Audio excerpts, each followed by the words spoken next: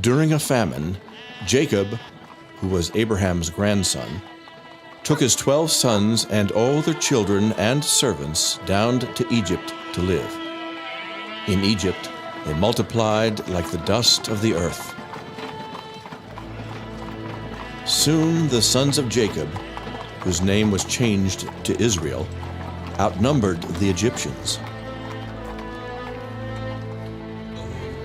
Pharaoh, the ruler of Egypt, made slaves of the sons of Jacob and forced them to do cruel work, making bricks. After being there over 300 years, they had forgotten the promises God had made to Abraham and to their fathers. God had told Abraham that his people would go down to a strange land and be servants there. He also promised that after 400 years, he would judge that nation and bring his people back into the land of promise. I tell you, it's true. Pharaoh fears we are becoming too many. He is killing all the babies. The Egyptians are weak and lazy. Our men are strong from hard work. They are afraid of us. They're not going to kill my baby. God will protect him. Ha!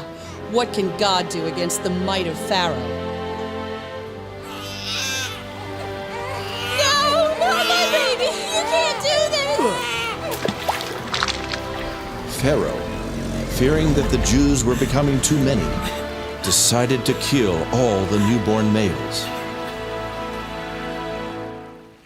But Mother, what will I tell the soldiers and the neighbors when they ask where our baby is? You will just tell them the truth. His own mother threw him into the river, so the soldiers wouldn't do it. Mother, are you sure it won't leak? It's coated with tar. It will float. Will we ever see little brother again? Oh, those mean Egyptians! God will protect him. You stay close by and watch. Pharaoh's daughter came to the river to bathe. Look! There is a crying sound coming from that basket. Oh, isn't he cute?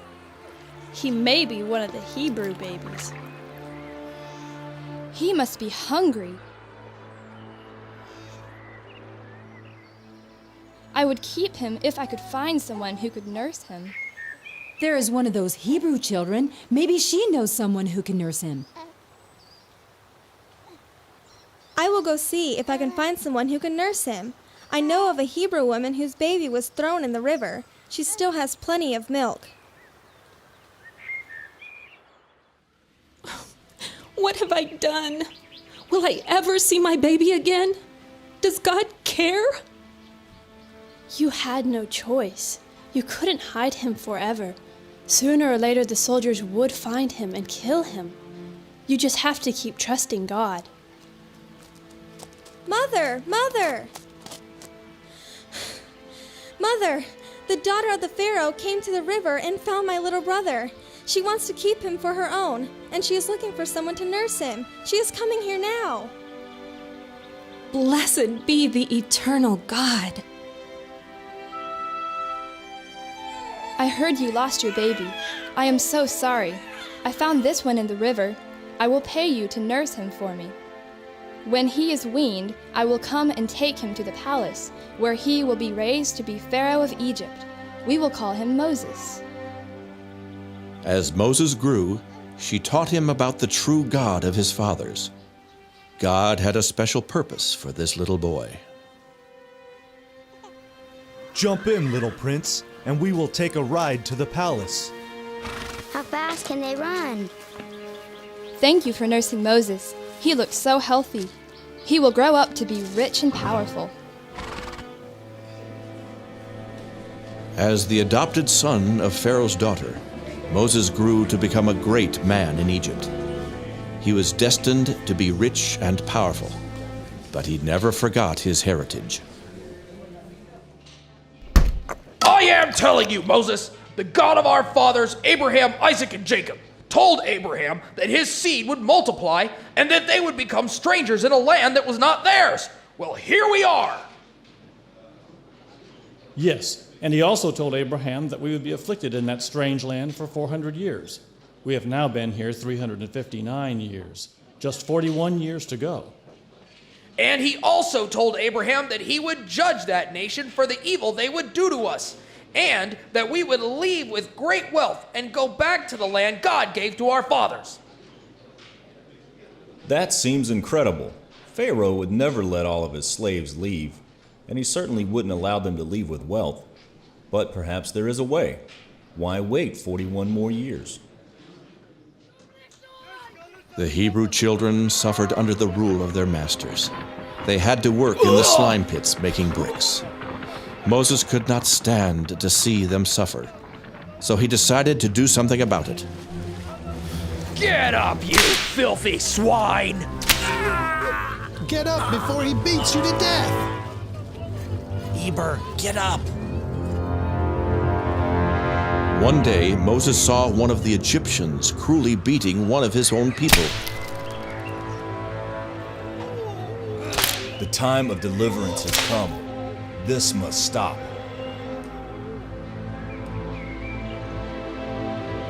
No more! Moses killed the Egyptian and buried the body, but someone saw him and reported it to Pharaoh. Stop! You must stand trial for murder! It's Moses!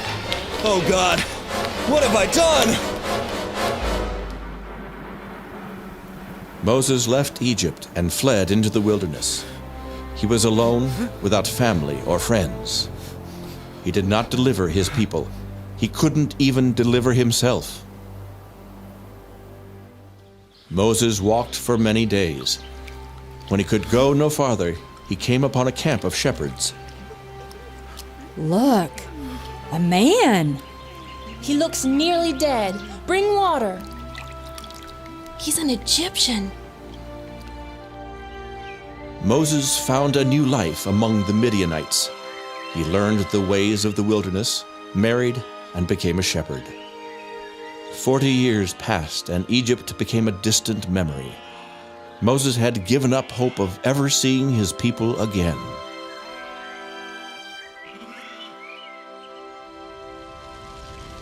That is indeed strange. How did that bush catch on fire? And why does it not burn up? It just keeps on burning and burning. Moses, take your shoes off. You are standing on holy ground. I am the God of your fathers, Abraham, Isaac, and Jacob. I have seen the suffering and heard the prayers of my people in Egypt. It is time to deliver them from their oppression and bring them back into the land I promised their fathers. I will send you to Pharaoh, and you will bring my people out of their bondage. You will tell him to let my people go, and he will refuse. Then I will show my power to Egypt. After that, he will let them go. But they will not believe that you have sent me. They will just laugh. Throw your staff on the ground. What? My staff? It has become a deadly serpent. Pick up the serpent by the tail. It has turned back into my rod. Go to Egypt. I will teach you what to say and tell you what to do. Your brother Aaron will be your assistant. You are going back to Egypt? But what about all those who seek to kill you? It has been 40 years. All who know anything of my past are dead. No one will recognize me. How long will you be gone? Until Pharaoh lets God's people go.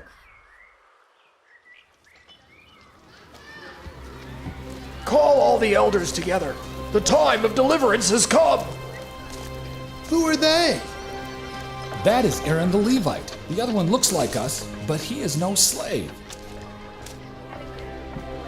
Come near, all you elders of Israel. Moses was born 80 years ago during the time of the great slaughter, when Pharaoh began killing all the male babies. His mother hid him in a basket in the river. By the providence of God, Pharaoh's daughter found Moses, and he was raised as an Egyptian. 40 years ago, Moses decided he would rather suffer with his own people than to reign as an Egyptian. He sought to deliver us by his own strength and failed. For the past 40 years, he has been living in the deserts of the land God promised to our fathers. Recently, God spoke to him and showed him how to deliver us from Pharaoh. Now, Moses will show you the signs that he will use to convince Pharaoh to let us go. The God of Abraham spoke to me from a burning bush and sent me to lead you back to the land of our fathers. Here is a sign. Yikes! His rod turned into a serpent. Don't be afraid. Watch this. God has sent a deliverer. Yes, that will show Pharaoh. It's a miracle! Now we go to Pharaoh! God of Abraham. It hasn't changed since I left here 40 years ago. Remember to say just what I told you. The God of Israel has spoken to Moses. God says you are to let the people go 3 days' journey into the wilderness to worship and to offer sacrifices. Ha! The God of Israel? Ha ha ha ha! I don't know your God. Who is this God that I should obey him? That's ridiculous. I am not going to let my slaves take a 3-day trip into the wilderness. I have heard how you are stirring up my people, causing them to stop working, and now they want to take a 3-day trip to worship a God I don't even know. I will see to it that they have more work to do. From now on, they will have to provide their own straw for making bricks. Now get out of my sight and go back where you came from. Can you believe the audacity? That was funny. They march in here like they were the voice of God. You're telling us that all you accomplished was to double our workload? Some kind of deliverance. And you think God sent you? Who does he think he is? Some kind of a fanatic. I can't believe we fell for his tricks. So you don't have enough to do? You want to go worship your God? We'll teach you not to be idle. Jehovah, since I have come speaking in your name, things have gotten much worse. Why do you send me here? I am Jehovah, the God of your fathers, and I have seen the suffering and have heard the cries of my people Israel. It is time to fulfill my promise to Abraham and lead this people to the land of Canaan. You, Moses, will lead them. But I cannot speak well. Pharaoh will not listen to me. Aaron will do the talking. You just listen to me and tell him what to say. At first, Pharaoh will not listen to you, but I will show him greater signs until the Egyptians know that I am the only true God. Ha! What are you doing back here again? Jehovah says, let my people go. Here is a sign that Jehovah has spoken. Ha ha ha! That's just a magic trick. That doesn't scare me. Call our magicians. He did that real smooth. It looked real, didn't it? Wonder where he learned to do that. Come quickly and bring that magic trick where you turn your rods into serpents. Our god of serpents, Nesser, has sent us to tell you to make more bricks. Moses, what do we do now? We look like fools. Look, his serpent wants to fight ours. His serpent is eating one of ours. It swallowed our serpent completely. Don't tell me it is going to try to eat another one. Our serpent god Nesert will be angry. I can't believe it. His serpent has eaten every one of ours. How could this be? Jehovah is the God of creation. He says, "Let my people go." I don't know how you did that, but I'm not going to pay for the show with 1,000,000 slaves. Get out of my sight! Exodus 7:13. And he, God, hardened Pharaoh's heart, that he hearkened not unto them, as the Lord had said. Why did Jehovah send us with a sign that Pharaoh's magicians could duplicate? For a while there, it made us look like fools. I don't know, but God did say that he was going to harden Pharaoh's heart. That's certainly what happened. Did you see how mad he got when my rod ate his pet snakes? I must find a place to talk to Jehovah. I don't know what to do next. God met with Moses again and told him what to do. The Egyptians had ridiculed Moses.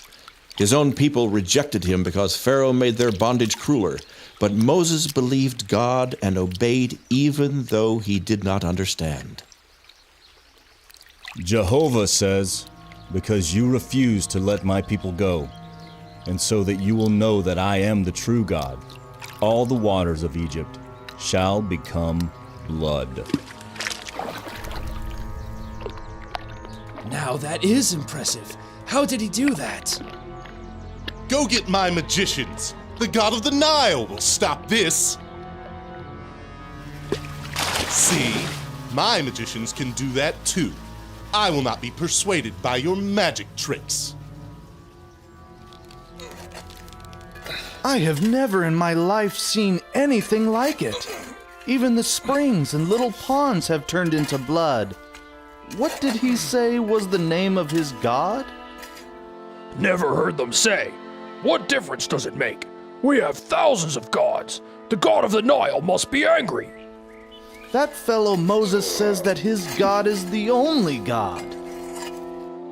One god? That's ridiculous. 7 days after the waters were turned to blood, Moses again brought God's judgments on Egypt. Let the waters bring forth frogs in abundance. The stinking blood waters suddenly produced millions of frogs.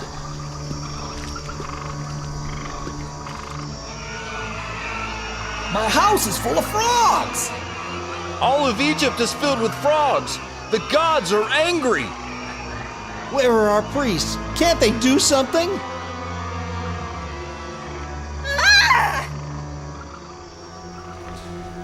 Pharaoh, see? We magicians can make frogs too. Why are they making more frogs? Didn't that fellow Moses give us enough? Now Pharaoh gives us more. Why don't you let them go into the wilderness as they asked? We can't stand much more of this. Call Moses. Tell him I want to talk. Yes, Master. As you say. Ask Jehovah to take away the frogs. If he will do so, I will let your people go and do the sacrifice. You name the time you want the frogs to die, and it will be so. Tomorrow morning. According to your own words, so shall it be, that all may know there is no God like Jehovah God. When Pharaoh saw that the frogs died at the time he appointed, he hardened his heart and refused to let the Hebrews go. What kind of God is this Jehovah, that he fills our land with frogs? What makes you think God did it? Maybe it's just a natural phenomenon. Then how did Moses know it was going to happen so he could predict it? And how did he know the exact hour they would all die? Oh, shut up and shovel, or we will never get finished. And Jehovah said unto Moses, Say unto Aaron, Stretch out your hand, and strike the dust of the ground, that it may become lice throughout the land of Egypt.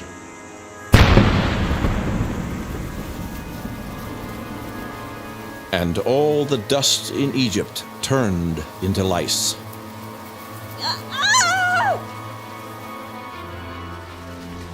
What do you mean you can't make lice? The people will think that his God is more powerful than ours. Magic tricks, that's all you can do. But sir, surely this is the work of God. No man can do the things that those two have done. We are powerless. There must be a natural explanation, but we can't stand any more of this. Send word to Moses. Tell him that if his God will take away the lice, I will let the Hebrews go to serve their God. The lice are gone, but I cannot let the slaves go. After all, what else could his God do? God has spoken to Moses. God says, I will send swarms of flies upon Egypt.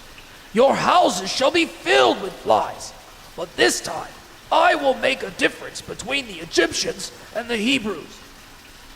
There shall be no flies among my people. By this, everyone shall know I am the God of the whole earth. Daddy, why can't our priests stop this man? Where is their power? I don't know anything about religion. I just mind my own business. It is just as he said. There are no flies among the Hebrews. This must be the work of their God. Go find Moses. Go then and sacrifice to your God, but do not leave the land of Egypt. We must go at least 3 days' journey. I said you can go, but you cannot go very far. Now talk to your God and ask him to take away these stinking flies. There is not one fly left alive in all of Egypt. Now that is a miracle. Shut up! You sound as if you are beginning to believe the babbler. Again, Pharaoh hardened his heart and refused to let the people go. God sent another plague on Egypt. All of their cows, sheep, oxen, horses, and camels developed runny sores and died. But the animals of the Hebrews did not catch the disease. Our animals are all dead, and yours are healthy. How do you explain that? Moses says it is the God of our fathers come to deliver us from your cruel bondage. But I am a simple man. I do not know about such things. Our priests are offering sacrifices to our gods. Our sacred bull will be angry and put a stop to this. Tell Pharaoh that it is too late. All our sacred bulls have died. The people will be angry when they learn that our gods could not protect themselves from this phantom god of the Hebrews. Where are the gods of the Egyptians? Have they no power? But Pharaoh hardened his heart. Again, God spoke to Moses and told him to sprinkle ashes over the city, and the Egyptians would be covered with boils. God says, because you will not let my people go, I will send terrible boils to cover you and all your animals. Oh no, not again! Call the magicians. Tell them to summon all their powers. Sacrifice to the gods. Just put a stop to this. You called, O most eminent one. You too? Have you no power against this God of Moses? Get out of my sight, you powerless bunch of frauds! You do sleights of hand and fool the people, but I know you are deceivers. Where are your gods? Rise up early and stand before Pharaoh and say, the God of the Hebrews says, let my people go. For the next plague will be far worse. It will bring destruction that will kill many of your people. By this you shall know that there is no God like me. You don't realize it, but I am the one who made you be Pharaoh. You see, I knew you would harden your heart and refuse to let my people go. Your stubbornness gives me the opportunity to manifest my power and bring judgment on Egypt for their cruel treatment of my people. You promote your own interest and resist doing my will. So tomorrow at this time, I will send a rain of ice and fire like the earth has never seen before. I tell you so you can warn everyone to put himself or any animals he may have indoors, for all that are outside will die. Be it as Jehovah has said. Those who did not regard the warning and were caught outdoors died. How could such a thing happen? Fire and ice mixed. Mighty God Seth, save us! Father, how does that man Moses do this? Is his God more powerful than Seth, Lord of chaos and storms? He claims there is only one God, and that these Hebrews are his children. But no one has ever seen his God, not even the Hebrews. His God, which he claims is just a spirit, is trying to convince Pharaoh to let them into the wilderness to worship. Almighty Seth, Lord of chaos and storms, we beg of you, put a stop to these terrible storms. Surely you are greater than this unseen God of Moses. It doesn't come near us, just the Egyptians. Daddy, I'm afraid. Will the fire and ice fall on us too? No, child. Jehovah is punishing the Egyptians for not obeying him. He is showing them that their God of storms, Seth, is powerless to help them. It is so horrible. I have sinned against Jehovah. The God of Hebrews is righteous, and my people are wicked. Ask Jehovah to stop the fire and ice, and I will let your people leave immediately. As soon as I am out of the city, I will lift my hands to heaven, and the plague will cease. By this you will know that the earth belongs to Jehovah, but you will not keep your word. You do not yet fear God. When Pharaoh saw that the storm was past, he sinned yet more and hardened his heart. He did not let the people go. God sent yet another plague. Locusts came and ate every green thing that the storm had not destroyed. Then the locusts chewed their way into the houses. Mama! Mama! Take that! Jeb, God of vegetation, do you not see what this God of the Hebrews does to our crops? Osiris, show yourself strong this day. Pharaoh called Moses and promised to let the people go. But when God took away the locusts, Pharaoh again hardened his heart and refused to give up his slaves. Then God caused a thick darkness to descend over Egypt. For 3 days it was blacker than a cloudy night, but in the Hebrew homes there was no darkness. I could have had you killed before now, but that would prove that our gods had no power against yours. Get out of my sight. I will never see your face again, for in that day you will die. You have spoken the truth for once. We will never see each other again. Ra, great God of the sun, hear us. For 3 days you have hidden yourself. Can you not defeat this God of the Hebrews? This is it. One final plague, and Pharaoh will be glad to see us leave Egypt. Tonight at midnight, the destroyer will pass through the land of Egypt.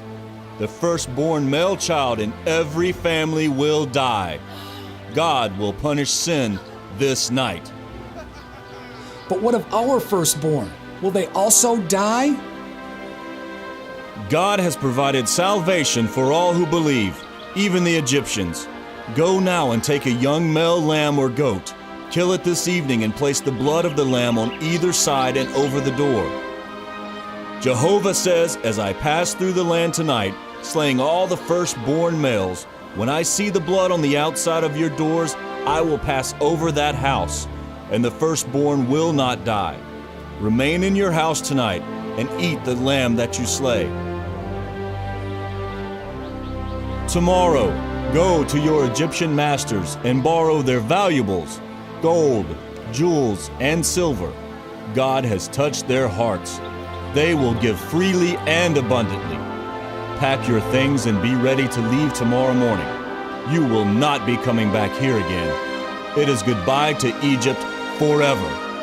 This will be the beginning of time for you, your first day. Father, that's our only lamb. Couldn't we just use red paint or something? Son, God said kill a lamb and put its blood on the doorpost. We must do exactly as he says. You have seen how he judges those who do not obey him. This lamb is to save you from death. Then this lamb has died for me? And for me also, for I too am a firstborn son. Mama, why is Daddy painting our door with blood? Jehovah said, when I see the blood on your doors, I will know that you believe me, and I will not kill anyone inside the house.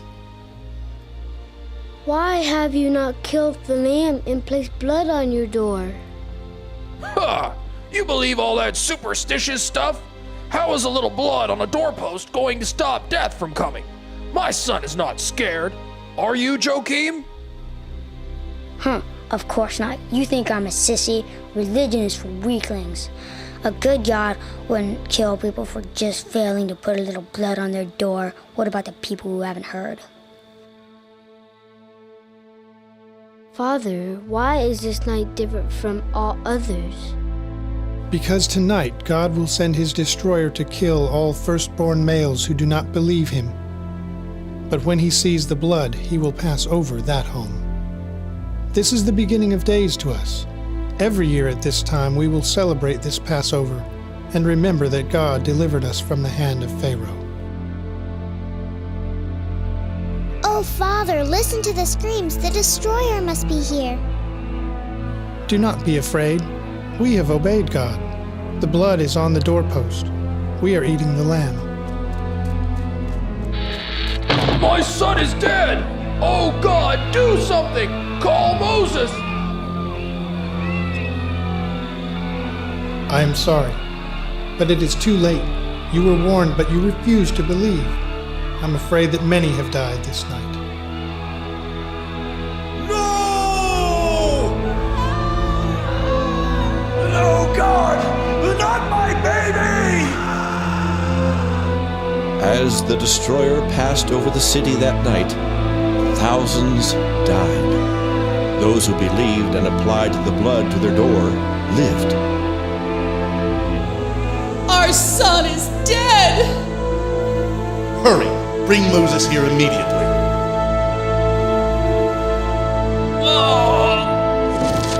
What the? He is the firstborn of his family. Pharaoh again called for Moses. But Pharaoh did not look at Moses' face. I have sinned. Please leave Egypt and take all the Hebrews with you. Your God Jehovah is more than I can bear. Bless me before you go. Just as God had promised their fathers, after 400 years, they were leaving Egypt. The Egyptians gave the Hebrews gold and jewels and food, anything they wanted and could carry. It was a joyous occasion for the Hebrew children, the first day of a new nation. 600,000 men, with the women and children, left Egypt to travel to the promised land. God led them during the day with a cloud, which gave them shade, and during the night with a pillar of fire, which gave them light.